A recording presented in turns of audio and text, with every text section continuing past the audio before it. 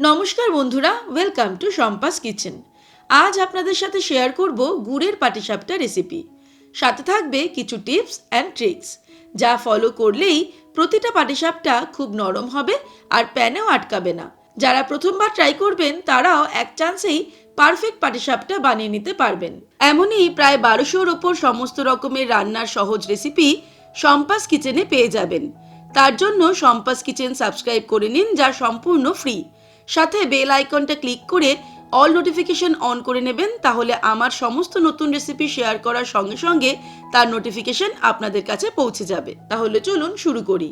সবার প্রথমে একটা প্যানের মধ্যে নিয়ে নেব 1 কাপ পরিমাণে গুড়। এখানে আমি 250 গ্রাম গুড় নিয়েছি। গুড়গুলোকে ছোট ছোট টুকরো করে ভেঙে নিয়েছি। এর মধ্যে দিয়ে দেব 1/2 কাপ পরিমাণে জল।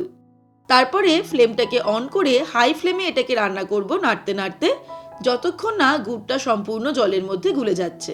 গুড়টা সম্পূর্ণ মেল্ট হয়ে গেছে। এবার ওভেনটাকে অফ করে দিয়ে এই গুড়ের মিশ্রণটাকে ঠান্ডা হতে দেব। তারপর ফিরে আসছি। এবারে একটা বোল নিয়ে নিয়েছি পাটিসাপটার ব্যাটার তৈরি করার জন্য। তার মধ্যে নিয়ে নেব ময়দা। 2 কাপ পরিমাণে ময়দা দেব। এখানে আমি 250 গ্রাম ময়দা নিয়েছি। ময়দার সঙ্গে অ্যাড করে দেব সুজি 1 কাপ। 200 গ্রাম সুজি দিয়ে দিলাম। আর দিয়ে দেব চালের গুঁড়ো 1/2 কাপ। এখানে আমি 100 গ্রাম চালের গুঁড়ো নিয়েছি। দিয়ে দেব 1 চিমটি মতো নুন। তারপরে একটা চামচ দিয়ে সব কিছুকে ভালো করে একটু মিক্স করে নিতে হবে। ময়দা, সুজি আর চালের গুঁড়ো ভালো করে মিক্স করে নিয়ে এর মধ্যে একটা হোল মতো তৈরি করে নেব। তার মধ্যে দিয়ে দেব তৈরি করে রাখা গুড়ের মিশ্রণ। এর সঙ্গে দিয়ে দেব 1 কাপ পরিমাণে দুধ। দুধটাকে কিন্তু আগে থেকেই জাল দিয়ে রেখেছিলাম। দুধ অ্যাড করার পরে একটা হ্যান্ড উইক্সের সাহায্যে এটাকে মাখতে শুরু করব। মাখতে মাখতে এর মধ্যে অ্যাড করে দিচ্ছি 1 কাপ পরিমাণে জল। দুধের কাপেই জলটা দিয়ে দিলাম। আরও কিছুটা জল লাগবে। সম্পূর্ণ মাখার পরে আমি বলে দিচ্ছি মোট কতটা জল আমি ব্যবহার করলাম। সম্পূর্ণ জলটা একবারে দিয়ে দিলে হবে না, সেক্ষেত্রে ব্যাটারটা পাতলা হয়ে যেতে পারে। তাই অল্প অল্প করে জল অ্যাড করতে হবে।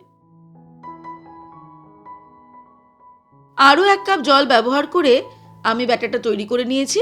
তার মানে 1 কাপ দুধ আর 2 কাপ জল ব্যবহার করে ব্যাটারটা তৈরি করেছি। এবারে আমি এটাকে রেখে দেব 20 থেকে 30 মিনিট ঢাকা দিয়ে। আর সেই সময়ে পাটিসাপটার জন্য পুর তৈরি করে নেব।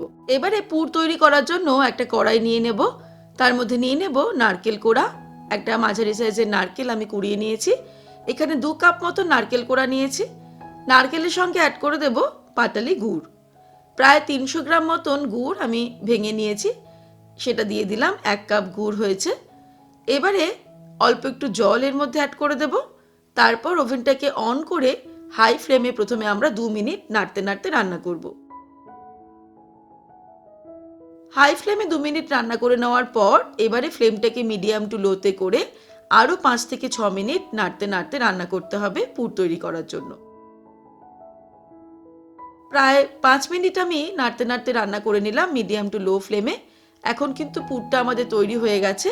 এটা দেখতে একটু জলো জলো লাগলেও এটা কিন্তু ঠান্ডা হলে একদম শুকিয়ে যাবে।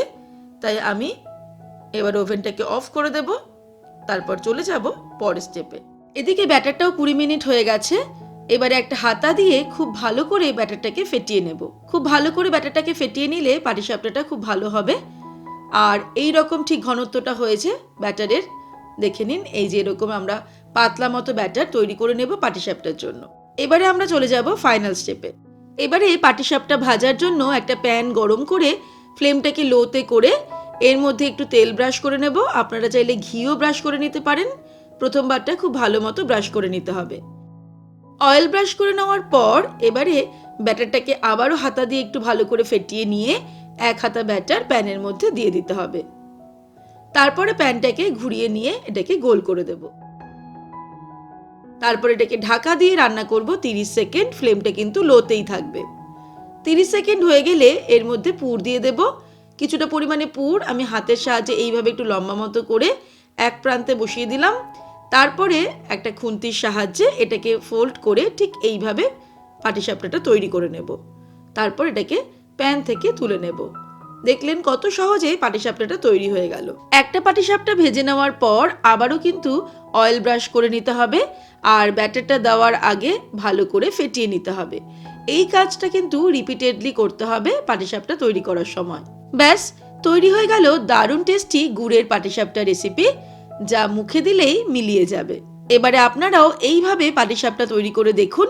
যারা কোনোদিনও পাটিসাপটা তৈরি করেননি, আমি বলতে পারি তারা প্রথমবারেই একদম দারুণ টেস্টি পারফেক্ট পাটিসাপটা তৈরি করতে পারবেন। তাহলে দর্শক বন্ধুরা, আজকের এই রেসিপি আপনাদের কেমন লাগলো আমাকে ভিডিওর নিচে কমেন্ট সেকশনে কমেন্ট করে জানাবেন। ভালো লাগলে লাইক করার অনুরোধ রইল, আর বন্ধুদের সঙ্গে কিন্তু অবশ্যই শেয়ার করুন। ভালো থাকবেন, সুস্থ থাকবেন। আমি আবার হাজির হব নতুন নতুন রেসিপির সঙ্গে। নমস্কার।